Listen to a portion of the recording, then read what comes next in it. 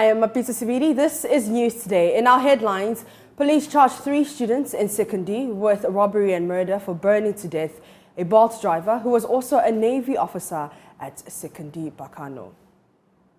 That they were the people who set AB1 or trace car ablaze. According to them, they wanted to steal the vehicle and sell it. Also, President of the Ghana Charismatic and Pentecostal Council, Reverend Dr. Paul Frimpong Manso, welcomes police warning to pastors and other religious leaders against prophecies that are likely to cause fear and panic and also disturb public peace. So if there's anything that will bring peace, safety and security, then they should be on board. And it's good that they have been proactive to some of these things. On the other hand, our Constitution guarantees freedom of religion and freedom of association. We have details as a private legal practitioner describes the police data as strange and one that may infringe on the rights of persons to free speech and to religion. The statement the police have put up is a very strange statement. I would say its value has nothing beyond possibly advising the public of the existence of laws that we have that governs free speech. In business, the National Association of Sachet and Bottled Water Producers justifies upward adjustments, citing high taxes, electricity costs. Water is so essential, and that is one of the things. So can you imagine government coming to say water is so essential? Let me take off the taxes on it. That means that the price of water will be 23% lesser than what is being sold in the market, and that is what must be addressed. The news is coming to you live from our Fun of Our studios at Kokomimle here in Accra, or also live on DSTV channel 421, GoTV channel 144. This is the home of independent, fearless, credible and impactful journalism. Stay tuned in.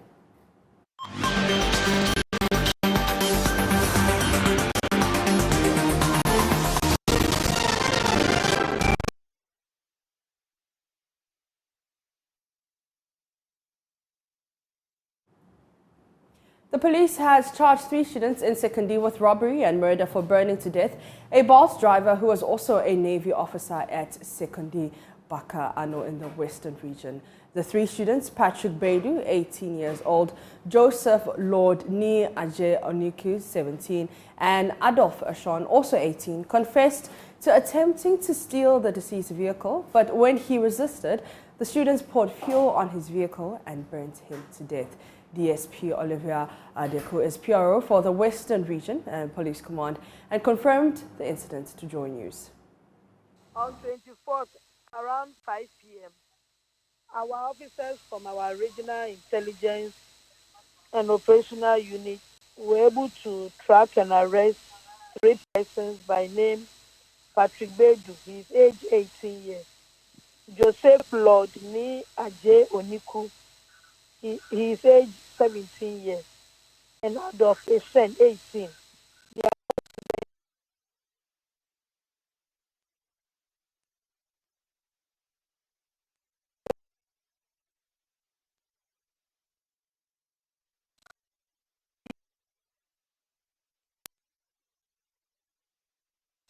According to them, they wanted to steal the vehicle and sell it.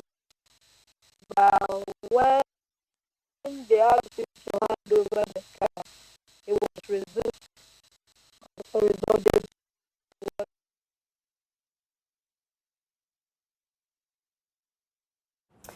President of the Ghana Charismatic and Pentecostal Council, Reverend Professor Paul Frimpong Manso, has welcomed the latest statement from the police, warning pastors and other religious leaders against prophecies that are likely to cause fear and panic and disturb public peace.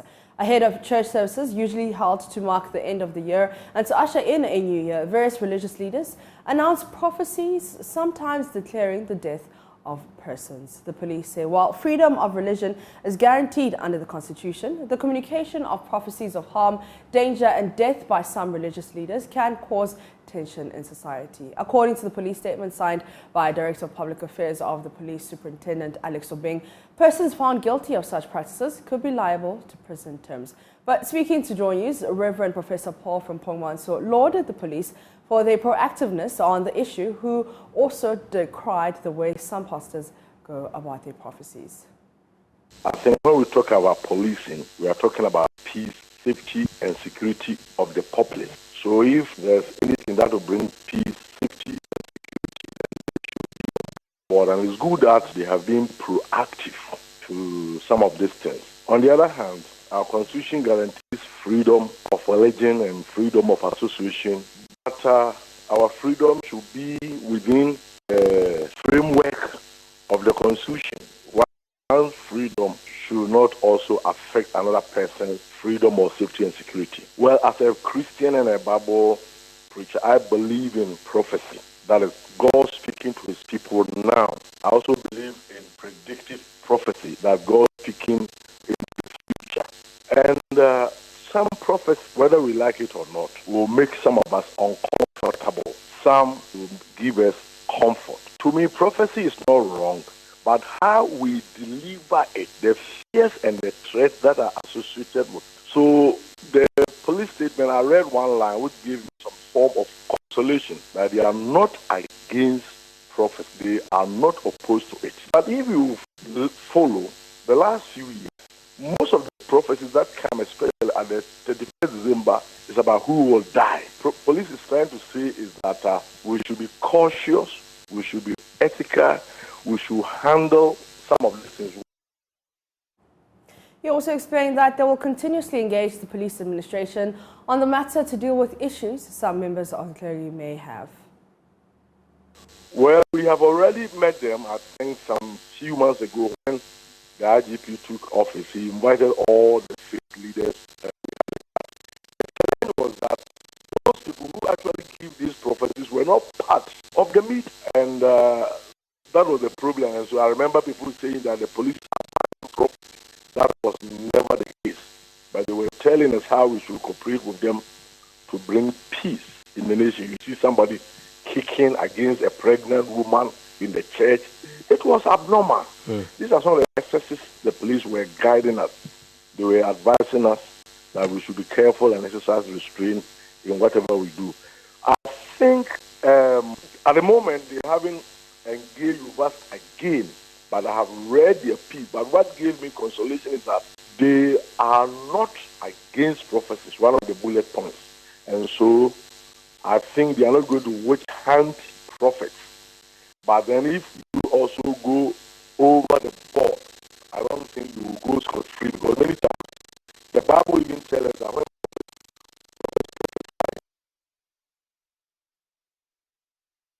true, the person should be stoned. So if there should be some kind of things that will bring sanity in the prophetic ministry. Meanwhile, a legal practitioner and head of Pencil & Co., Quicker Pencil, has described the statement from the police as strange and not enforceable. According to him, any attempt by the police through the states to control the terrain of prophecies will infringe on the rights to religion and freedom of speech. I really have my doubt if there is a proper legal basis for the police statement. I can see the police statement as any statement, any advice that any public interested body may wish to convey to the citizens or to people of this country. It's like anybody advising a pickpocket that around Christmas there's a lot of pickpocketing, and we are even pickpocketing. This is what we do. The difficulty about the police statement, as I find it, is generally about the difficulty about enforcing speech, what to say, what not to say. Don't forget that not only criminal aspect of it, we also have the civil aspect of freedom of speech. So my freedom to speak will not permit me to, for instance, defame you. The difficulty is whether a court of law, for instance, can make an order directed to me not to defame you. There can be no such power of the court. But as soon as I defame the person, the course of action arises. Difficulty is whether a court of law, for instance, can make an order directed to me not to defame you. There can be no such power of the court. But as soon as I defame the person, the course of action arises.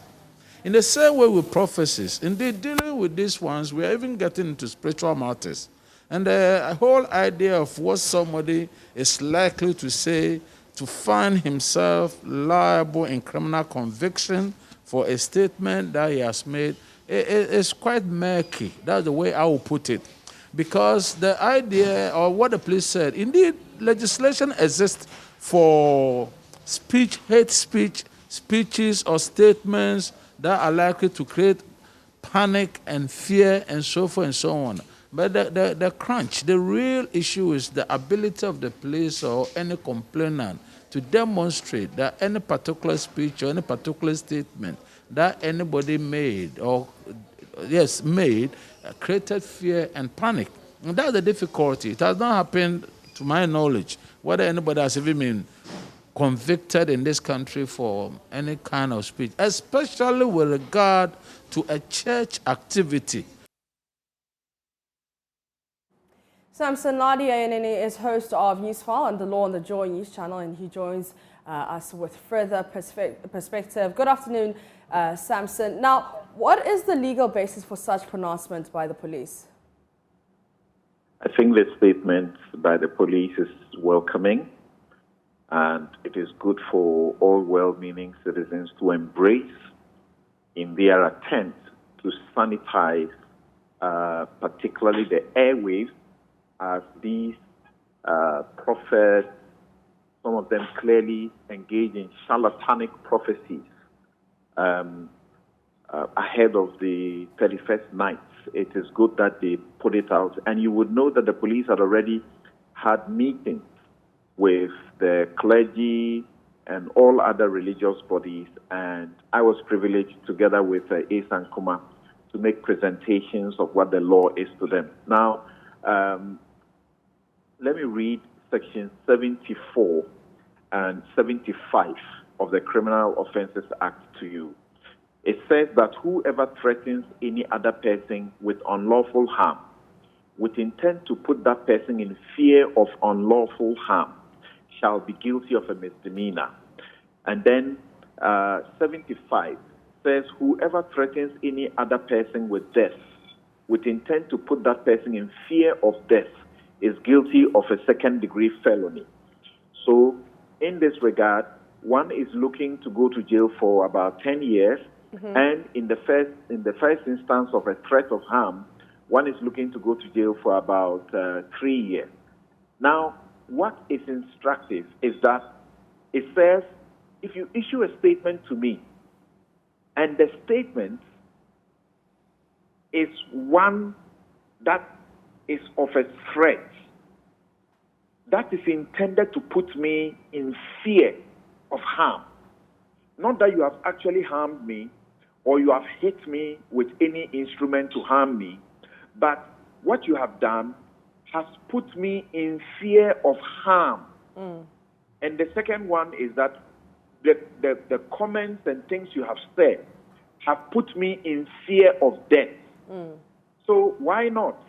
If the normal thing they usually do is to call on celebrities, people well known, and say that I can see so and so, and I can see you dying in an accident. You are driving on so and so street, and whatever may happen to you if you don't immediately. That can get the person to fear, and in fact, that can result in the person actually getting harmed. Without it, they would not have apprehended any fear of harm or of death. So the police have simply communicated what the law is. The religious right, like any other right, it is not without limitation. They have actually also referred to the Electronic Communications Act, which is against giving false information. You know, if you give information that is false, we are in COVID. Some of these preachers will get up and say, if you take a jab, it is the number of some 666 or 999. Something will happen to you. All of that is misleading, and it will endanger public safety. So the police is absolutely right. In fact, in civil, there are also civil remedies where, because in law a situation happened, somebody made a statement, and that statement triggered fear in another person. That alone was sufficient for the court to hold that the person who caused the person to fear and suffered what is known as a nervous shock was entitled to be compensated in money. But Samson, does this directive not infringe on individual rights to speech and religion? Yes, that's what I'm saying. Of course, all of us who are Christians, Bible-believing people, we are not against prophecies. We receive prophecies, we welcome them. But these charlatanic prophets, they do not have a right. Their right do not extend to creating fear and panic within society. Their right of religion does not extend to mentioning popular people in town. You watch it, they will do it again. As if they have written these things down and waiting on the 31st night to start calling people by name. They will say this musician.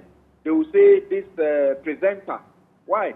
Are there no ordinary people in society they can talk to? And why? Even these respectable, respected people, can they talk to them privately? What decency? Can they talk to them privately?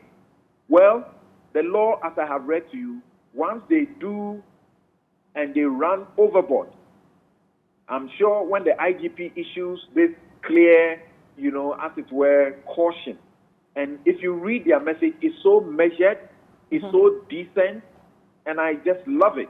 If they overstep and somebody gets arrested, they should go to the court and start preaching whatever they want to talk about. The fact is that if you are talking about a prophecy, you can't prove, you can't prove the truth of it. In these cases, it is only the truth of it that will save you. You can't prove it. So if they want, when they get arrested, they should show up in court and prove that. All right.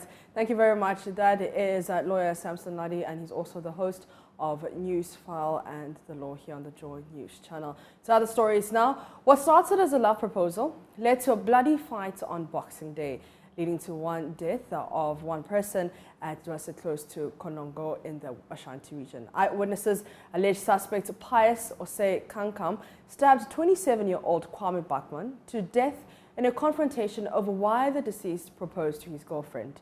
The two were part of a number of merrymakers on a Boxing Day drinking spree at a local drinking spot. Love FM's Ras Asari Donko has the rest of the story. A Christmas celebration here at Jiase turned bloody on Boxing Day. Residents say a fight broke out between the deceased and the suspect after the latter allegedly proposed to his girlfriend. They fought because of a girl. The suspect doesn't hail from here. He lives at Praso, the next town. He came here with the intention of killing him. That's why he had a knife on him. Bachman proposed to his girlfriend. So yesterday, the girl identified him to the suspect, and that triggered the fight. So it was a bloody Boxing Day here at Jiase, close to Konongo in the Ashanti region. Now, this is a popular spot where the indigents of Jiase come to chill out and to have fun. In fact, this is where they arrange chairs and serve drinks from this pub, Success Pub. And so we understand that the whole feud was about a girl. The deceased had proposed to her, and this infuriated the suspect, we are told, and so he confronted the deceased and a fight broke out. Father of the deceased, Kofi Mensah, is distraught.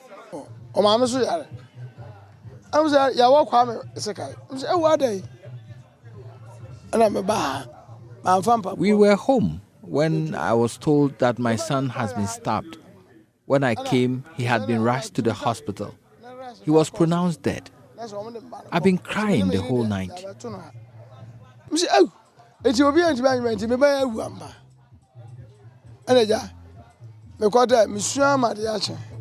The Konongo police have arrested the suspect and picked up his girlfriend to assist in investigations. So currently, as we speak, police have arrested the suspect together with the girl in question, and they are assisting in investigations. Reporting for Joy News, Erastus Asaredonko, Jiase, close to Konongo in the Ashanti region.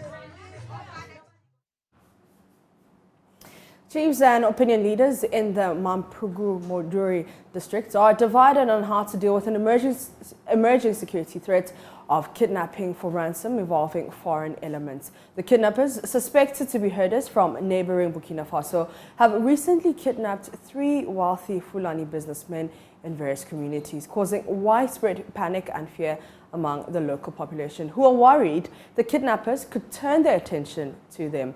Over the weekend, a dialogue meeting with the leadership of the Fulani community ended in a near deadlock. While some chiefs were proposing dialogue and regular engagement with the local Fulani community, others demanded a high-handed approach of flushing out all Fulani herders from the area. Elias Utanko has more.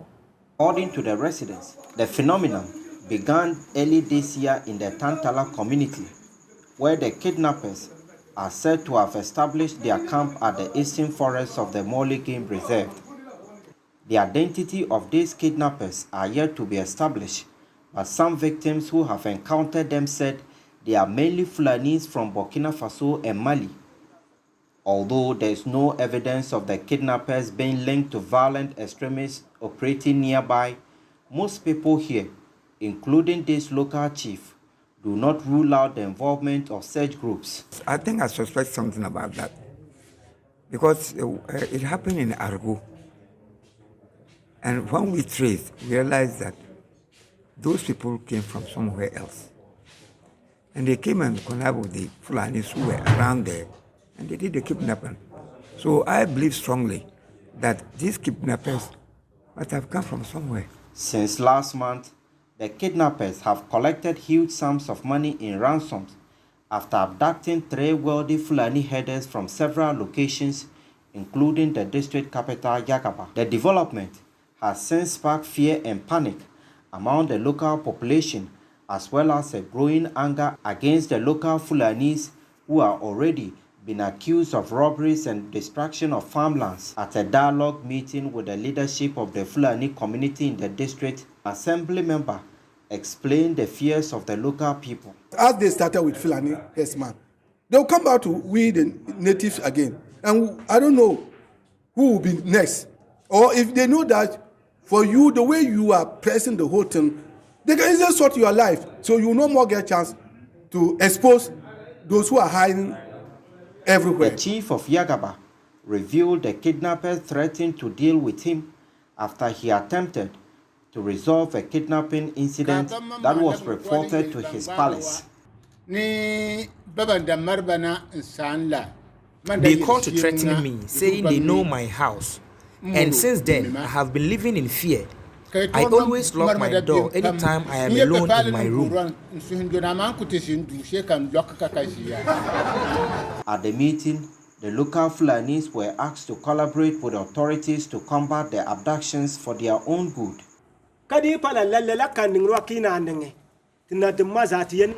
If it doesn't stop after this meeting, all chiefs here, with the support of our kin, will use violence to drive out all Fulanis from here. We need to implement all that will be agreed in this meeting. After that, we can deal with the stubborn ones. The leader of the Fulani community in the area deny any involvement in the crime and pledge their total support against the kidnappers. The chiefs should empower us to help them rule and ensure calm in their area. At the end of the meeting, several measures including the registration of all Fulani herders, forming community militia among others, were proposed and accepted for implementation as the way forward. The regional minister, who was present at the meeting with other members of the Regional Security Council, issued a strong warning to the perpetrators. That wherever they are hiding, the police, the military, the BNI, and all the security agencies of the country will find them in their hideouts, and they will deal with them. Elias Sutanko reporting. On the eve of Christmas, as many as 1,264 people in Ghana caught the SARS-CoV-2, the virus which causes COVID-19. 3 others could not survive it and died. That's the current situation as the virus continues its spread through the country in the 4th wave. Experts are warning many more people will catch the virus in the coming days and weeks. Director of Public Health at the service, Dr. Franklin Asedberku, says the new strain, Omicron, may be driving the current wave. He spoke to Emma Fapau. So if in terms of nomenclature, then we are in it. I mean, if you look at the shape of the curve, we are now a different shape than we have 2 or 3 weeks ago. I remember speaking that, you see, what we are experiencing now is better than last year. The difference is that now we have vaccines. Last year, we didn't have any vaccine. So if you push our vaccine coverages up, though we may have increasing cases, the severity will be low and there will be less death. And I think that's what we need to focus our attention on. We make sure that we get vaccination numbers very high. People will be infected, but there will be less severity. I spoke earlier to the head of our health desk, Fred Smith, on the regional situation. Okay. That's where we have majority of our cases. In fact, in the latest updates released by the Ghana Health Service, that's where about more than 90% of the cases are. It's followed closely by, well, not closely, it's followed by the Ashanti region, where you can see the map a bit faded. Yeah. That's Ashanti region. And then the greener it is, the less cases you have there. As we speak, we have only 1 region without a case. All the 15 regions have got cases except the Northeast region. In fact, since the outbreak, Northeast has been the region with the least number of cases, less than 300 cases since March 2020. And as we speak, they have no active case. It could be that the people practice the protocols to the best of their abilities, maybe some other reasons. A 56-year-old woman who has been suffering from postmenopausal bleeding has undergone surgery to correct the abnormality. Janet Afriye, the mother of 7, who is also suffering from lorry accident complications, received the financial support for the surgery after Joy News highlighted her plight. Ohimiteria of our health desk reports it was all joy as Madame Afriye left the wards of the Konfanashi Teaching Hospital after the surgery. Madame Afriye, a fruit seller, was involved in that ghastly lorry accident on the outskirts of Banko near Efijase. Her left arm has deteriorated after she opted for herbal treatment when she failed to raise enough money for orthopedic care. She has had continuous excessive abnormal bleeding over 2 years. These doctors at Konfanashi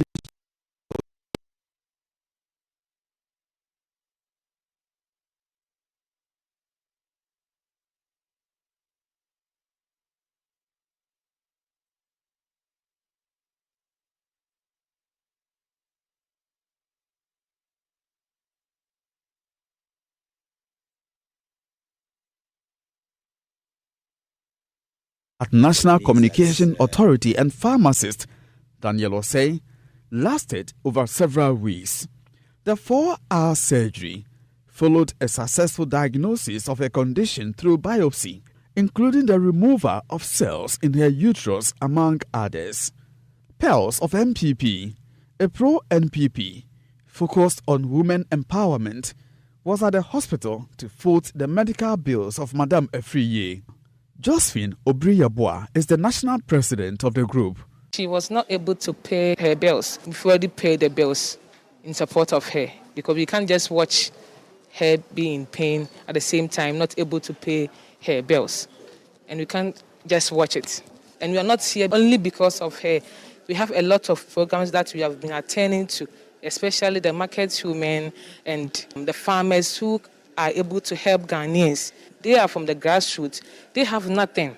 So that is our ambition, for them to be okay. Madame Afriye was grateful to the group and the multimedia group for coming to her aid. Meanwhile,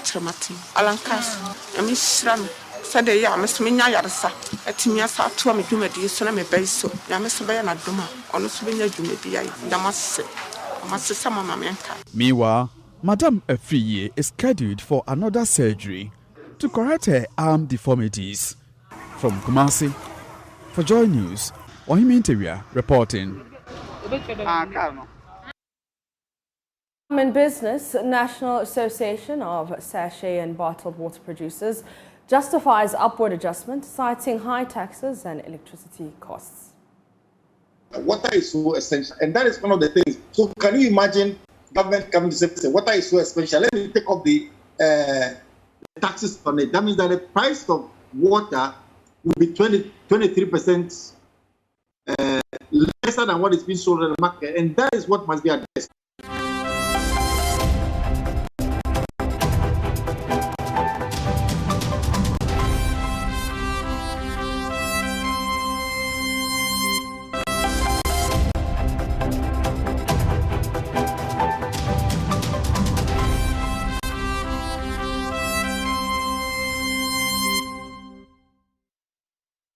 Hello there, welcome to Business. I'm Charles Ayete. Sachet and bottled water has justified, the association in itself has justified the decision to increase products by 50% effective January next year.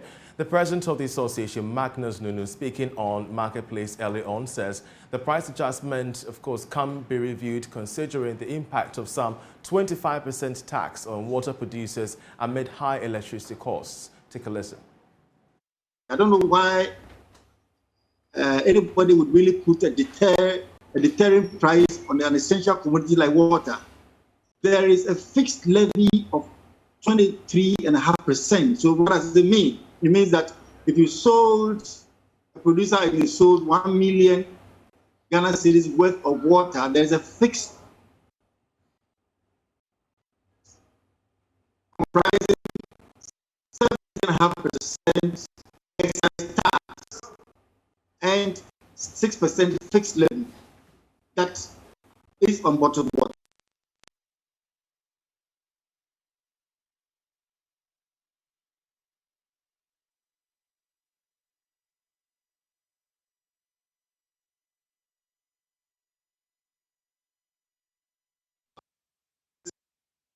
%23 lesser than what is being sold in the market, and that is what must be addressed. Most of the taxes, most of the prices that are driven by policies that do not favor the production or the consumption of a particular commodity, just because it is consumed en masse, because you can generate a lot of income from that sector. If you have to generate income from water, which is very, very essential, I mean, it's unthinkable. It is unthinkable. I don't know the rationale behind it, but water is so essential. But for sachet water, but for bottled water, can you imagine where Ghana will be now when all our water bodies are polluted with this galamsey thing? So why would the government so caring, or the authorities that be, who place a tax?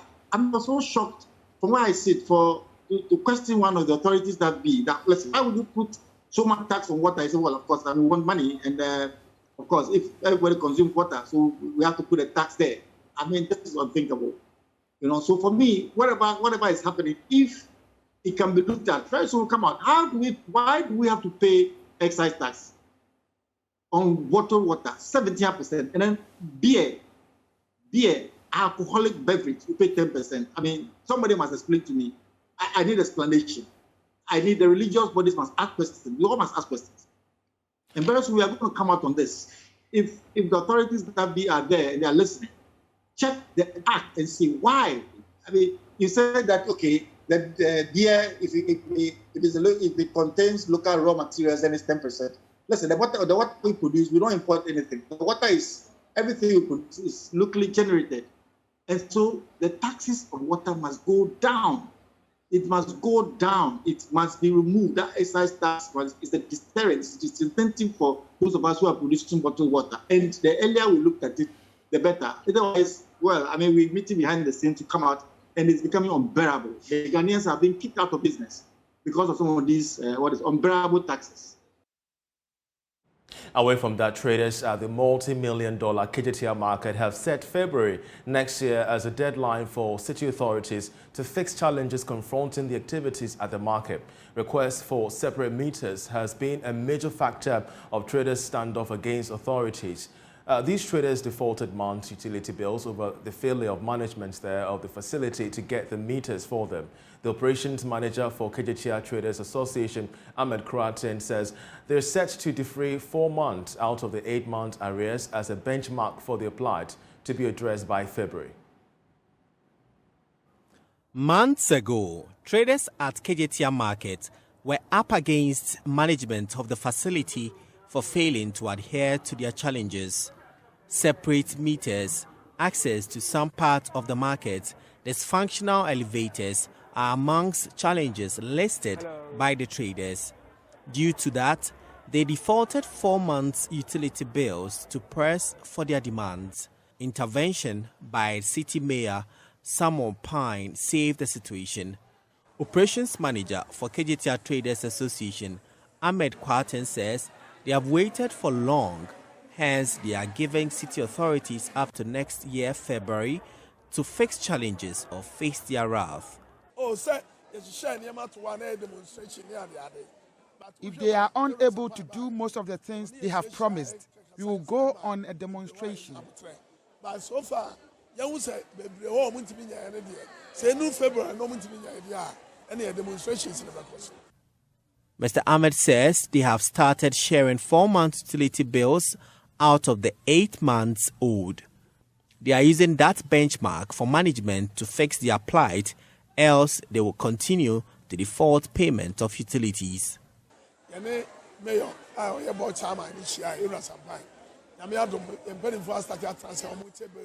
We are just waiting for them to do what they have promised us.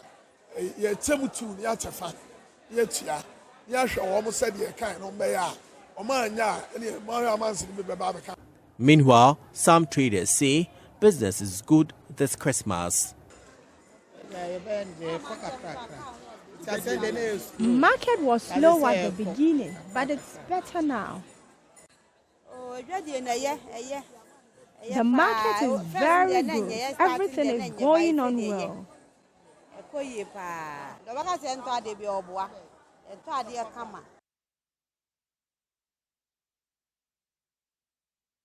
Now, MTN Ghana's annual presentation of gift hampers in line with social corporate responsibility has seen the company, donate in excess of various hampers to, various New Year babies across 3 hospitals in the capital. We have more in this report. It's Christmas, and as you all know, it's a season of love and giving. And MTN uses this opportunity to reach out to mothers who have babies on Christmas Day to share love and to give gifts to these mothers. We've been doing this over the past 10 years, and we're always happy to share in the joy of mothers bringing life into the world on Christmas Day. And so we are here today at the Legon Hospital, the Pentecost Hospital, as well as the Medina Polyclinic, to share this love with mothers who've been blessed with babies on Christmas Day and Boxing Day. As you know, Christians unwrap gifts received on Christmas Day on Boxing Day. So we deem it important to do this exercise on such a day as this. And that's why we're here. Giving is part of our corporate social responsibilities, and we've been doing this since 2011. In all, we've given a total of 2,000 hampers to mothers during this period. And for this year, we're giving a total of 500 hampers. We're given 100 in the Greater Accra region alone. I've mentioned the 3 hospitals that we're targeting this year. And we're doing this across all 16 regions in Ghana. So as I speak, our colleagues are in the other regions also doing the same thing.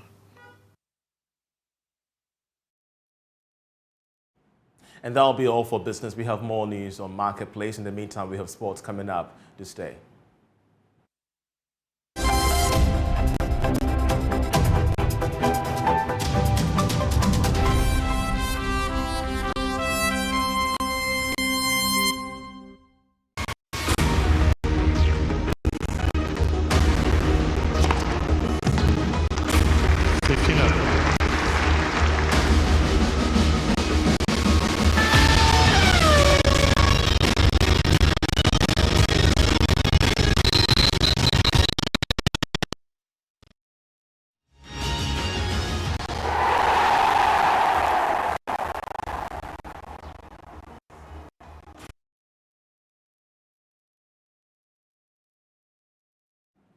Good afternoon. Time now for sports on Joy News today with me, Muftar Nabila Abdullah. A former management committee chairman of the Black Stars, Wilfred Kweku Osei, affectionately called Palmer, doubts the current crop of Black Stars players are good enough to end Ghana's 40 years wait to win the African Cup of Nations. Speaking to Joy Sports, Palmer noted that the players do not compete at the highest level against their peers. Before I vouch for Ghana, so far as the AFCON is concerned. But if I'm not wearing my national colors or hat, I'll tell you that's a Herculean task for us to achieve. This is how I've done my analysis over the period. To win the AFCON, you need the caliber of players playing at a certain level in Europe, particularly English Premiership. Just juxtapose that on what Mo Salah is doing for Liverpool in England, what Mane is doing for Liverpool you have Mendy doing for Chelsea in England. It should clearly tell you that, but for Partey, none of our players will be playing at a certain level, even Arsenal. But we have Daniel Amate there. Leicester. But when you do comparative analysis of what the stride or the trail that these people are blazing in these leagues, we come next. We don't get close to them. You look at Nigeria. I was surprised to see them struggle. So I was very direct. The technical director or the coach could not give them what they are looking for. I wasn't surprised when finally I was told he's been sacked. Ghana is always capable of doing anything.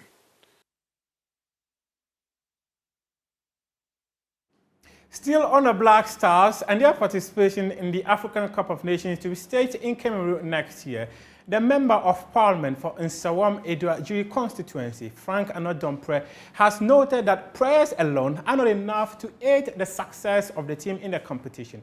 According to him, Ghana has failed to change its model of football administration after the 1980s, saying the failure weakened the standard of domestic competition, making it difficult to build a winning team. The factors, the variables involved in sport development from the 80s have changed. But we have failed to change accordingly. Our best players are being attracted outside the jurisdiction. That is weakens the local competition we have in our country. Where are they living? What are the measures we have in place to at least put some control in that instance where they just leave the shores and we don't get that needed quality? And the same people come and say that our football is not up to standard, and we are all out there desiring to watch football from other jurisdictions, the Premiership, the Bundesliga, La Liga, and co. It's all because we've not employed and impacted the conscious policy to guide it. So, Speaker, the Minister talks about prayer. Yes, we will pray for the team. But let's not overly depend on spirituality. We must train. Let's train, employ the rifle tactics, get the rifle scouts, and let the team be ready Currently, Minister, our team, the various departments of our national team, the senior national team, I know there are particular department of the national team that has a challenge. And I'm sure, Minister, that is also not lost on you. Can we focus on ensuring that the critical department of our senior national team is enhanced? That is important. Recently, I was reading news portal of some strikers in Italy and other parts of the world, Ghanaian footballers who are doing very well. Is it the case that we have shut our doors and we don't open it wide enough to allow these Ghanaian players to come and show what they can show as a team? That is a matter that we need to look at if indeed we want to perform and put up one of the spirited performers of the AFCON. Then we should look at that. That is your sport for now, but we do have more sports stories on myjoyonline.com. I am Muftau Nabila Abdullahi.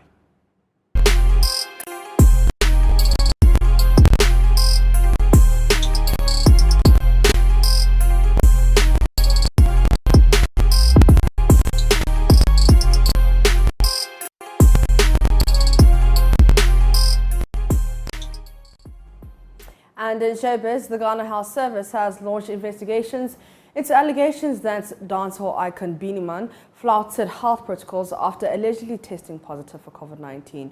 The Jamaican artist was billed to perform at Stonebwoy's BIM concert, but was sent into mandatory quarantine at the AH Hotel immediately after touching down at the Kotoka International Airport. According to reports, he broke the directive by vacating the facility to appear on media platforms, including the much-anticipated concert, which saw a star-studded lineup sharing the same stage at the Accra International Conference Centre. After his round of activities within the country, Beenie Man is alleged to have been arrested on return to the Ghana Immigration Service at the airport for his passport. Director of Public Health at the Ghana Health Service, Dr. Franklin Esedi-Boku, spoke to Joy News on this matter.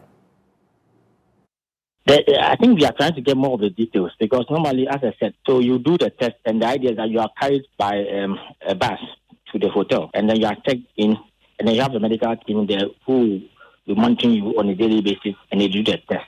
So this particular instance, we are not so sure how he could have moved from the hotel to the store. But I think that it should have been to investigate further.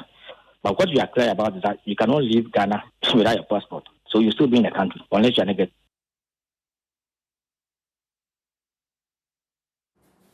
On his Twitter page, this is what the artist had to say. So the first tweet, me confused wife. Hashtag update to my fans who are genuinely reaching out.